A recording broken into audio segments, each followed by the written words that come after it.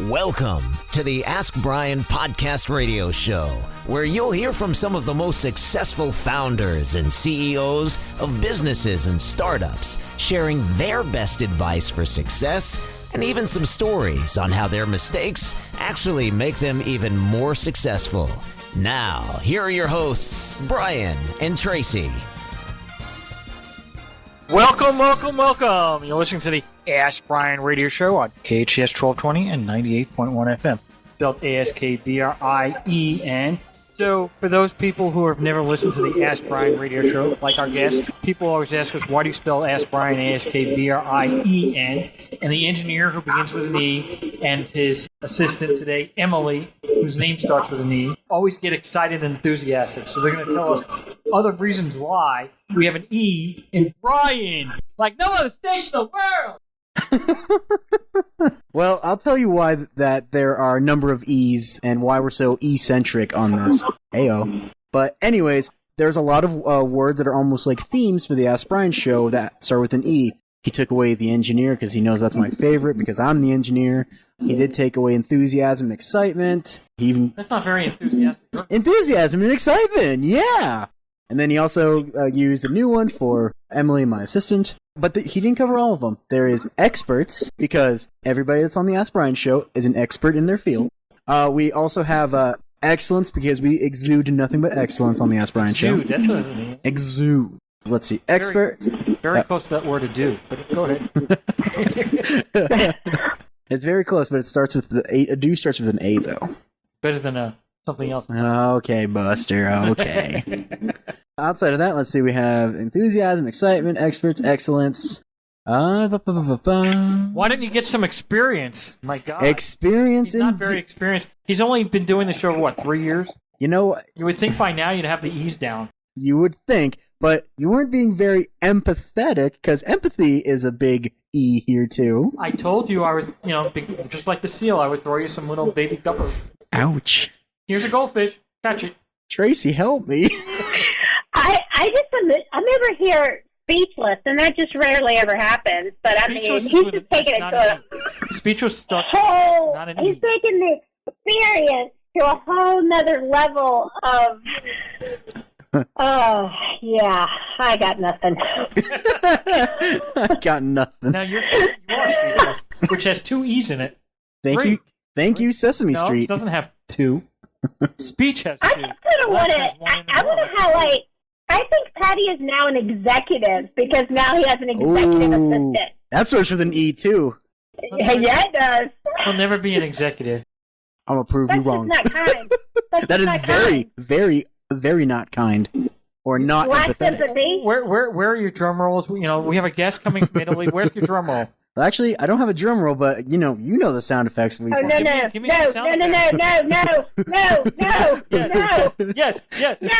No! Traci, I'll be nice. I'll do this one. Hits. Oh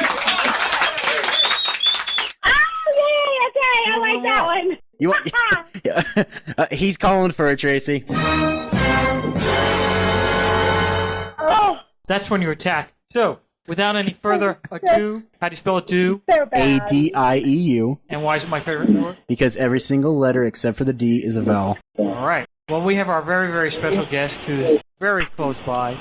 I mean, he's basically, I could throw a rock and hit him all the way over in Naples, Italy. But his name is Vincenzo. Is that pronounced your name?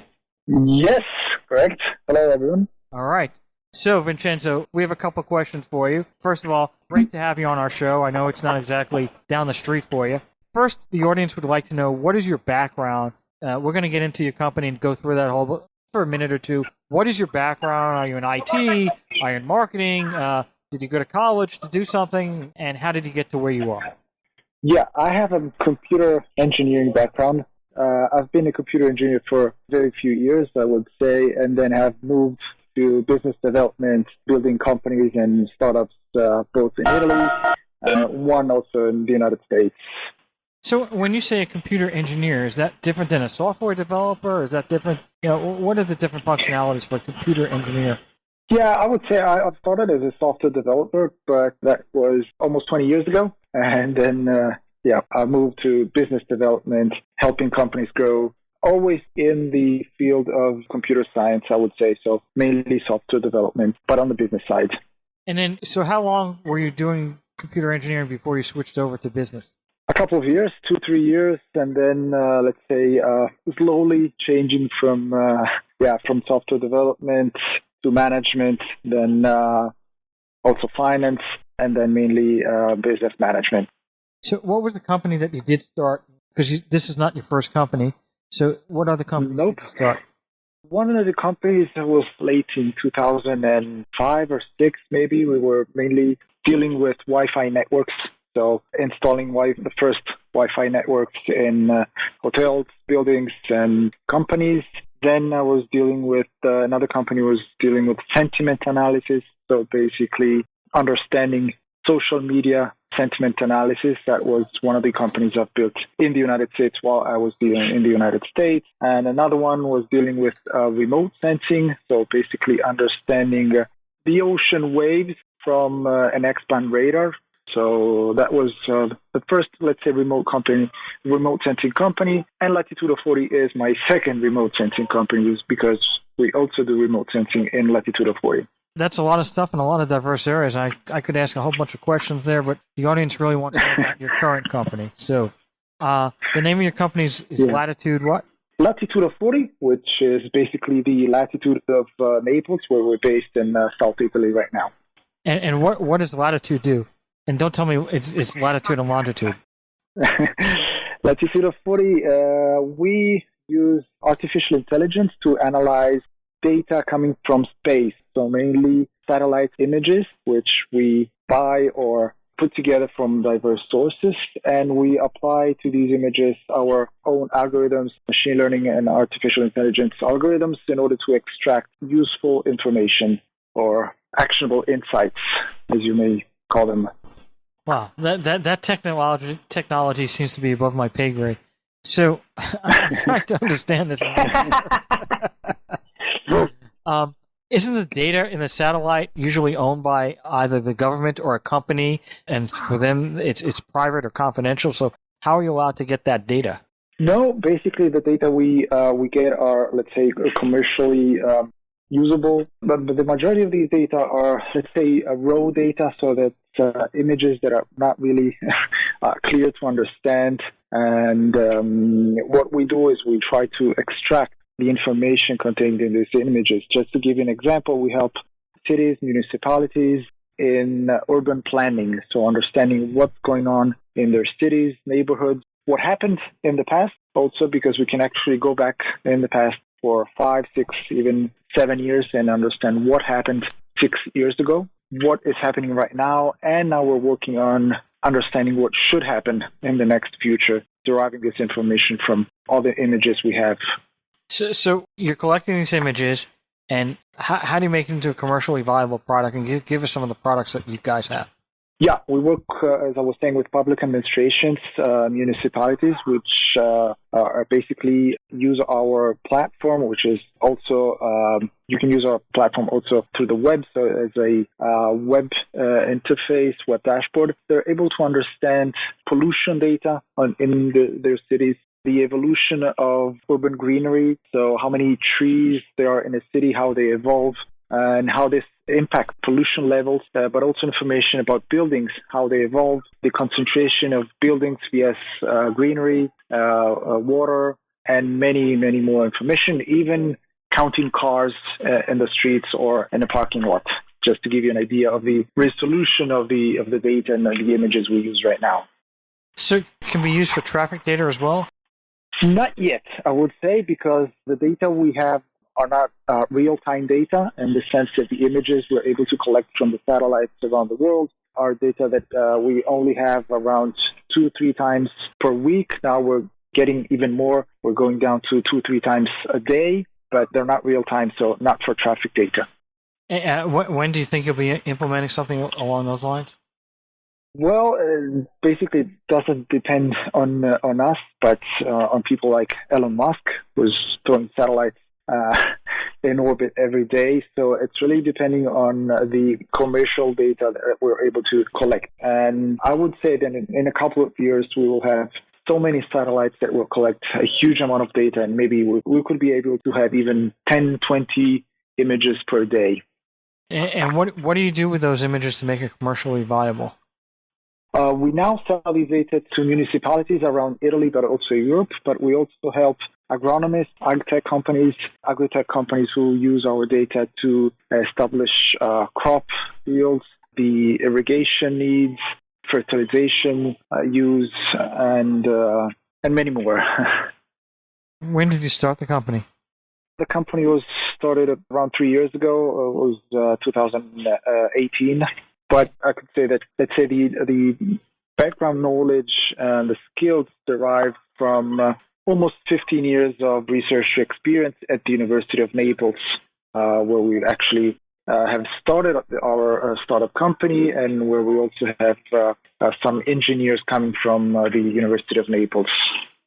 And you have employees, or is it just you and the founder, or do you have employees now?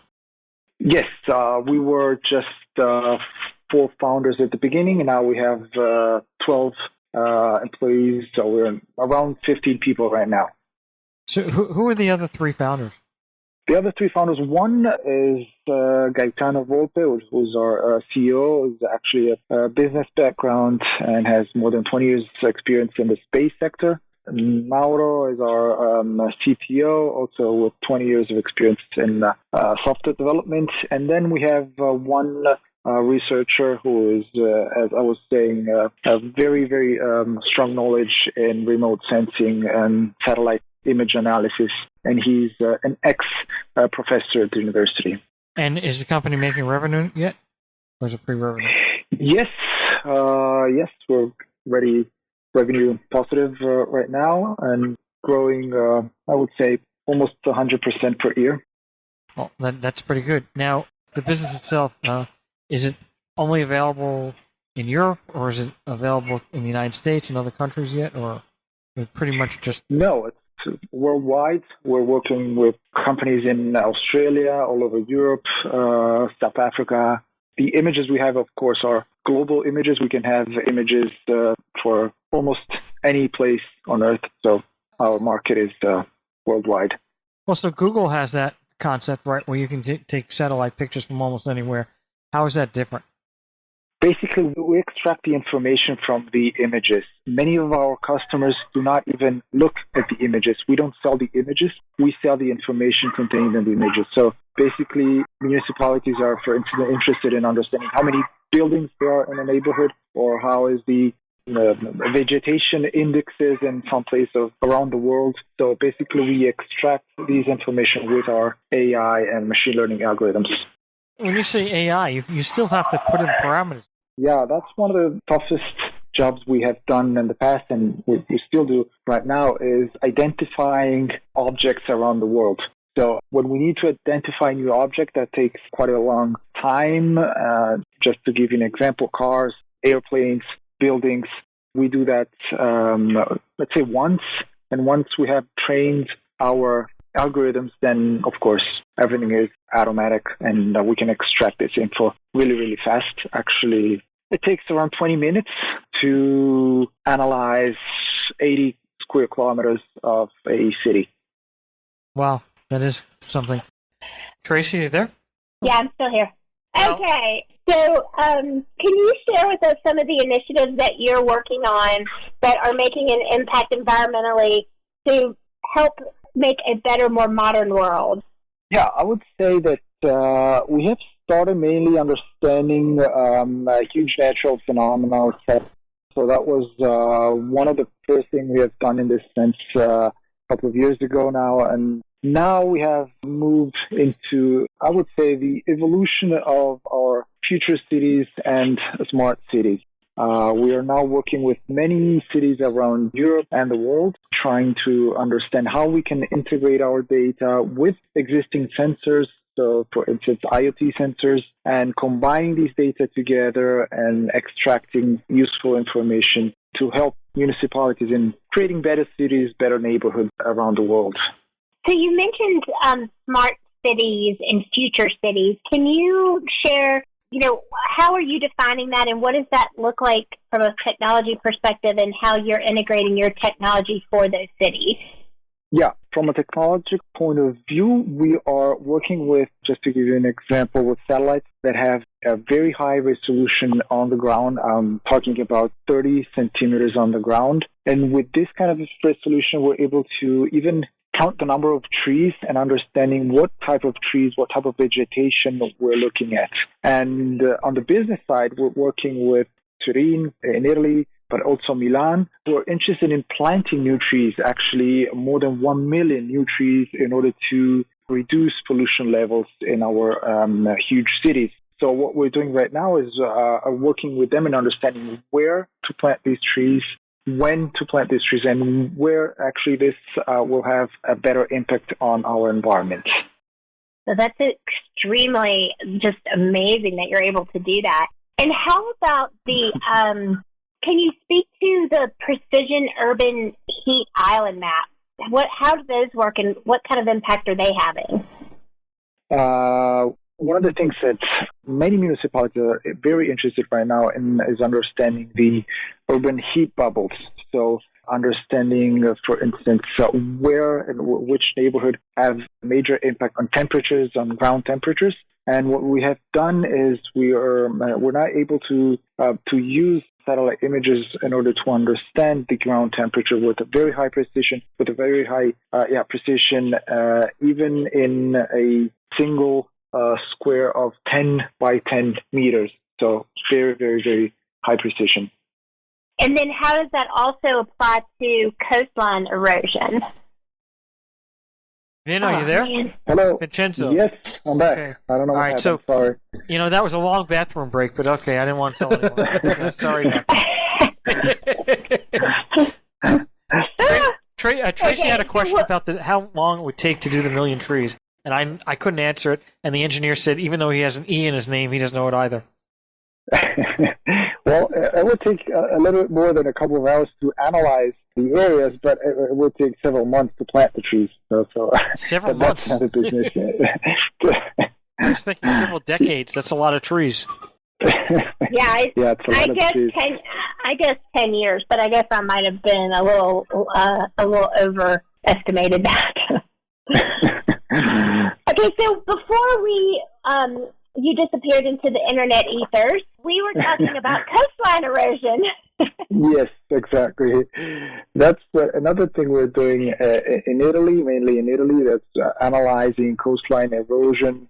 So several beaches around the coast of northern Italy. And that's unfortunately something that's becoming more and more evident in the last years. So we're able to understand how many centimeters are been canceled, literally canceled. And that's scary, but interesting to understand, but also scary, of course, from an environmental point of view. I heard COVID, though, actually helped the environment because, people weren't industrialized, nations weren't working as much, and there's less pollution of driving to and from work, et cetera, et cetera. Especially in Venice, in Italy. There were so many beautiful stories coming out of Venice about how the swans were returning to the canals because the cruise ships weren't bombarding it anymore. Yeah, exactly. Yeah, that's another analysis we've done maybe a year ago in the canals of Venice, where the water was totally different from the one we have analyzed just a few weeks before lockdown. And also we have done some of these analyses during COVID lockdown in Rome, Naples, and Milan about pollution levels that dropped dramatically in a few weeks, and unfortunately also raised again as soon as the lockdown was finished. Wow, that's incredible. So we were actually, it's very rare we talk to someone who has 4 founders in terms of launching the company. So is that something that you 4 all came together, or did it start with one founder and then you added other people, and then does everyone have equity across the board? No, we started all together, actually. 3 of the founders actually have had experience together in other companies, other startups in the past years. And the 4th founder is coming from the university, so has an R&D background. And yeah, basically now we have almost an equally split cap table, except of course for the external investors. So what happens when two people say one thing and two people say the other on a decision? Because it's 2-2, 50-50. No, but we have a 3 people board.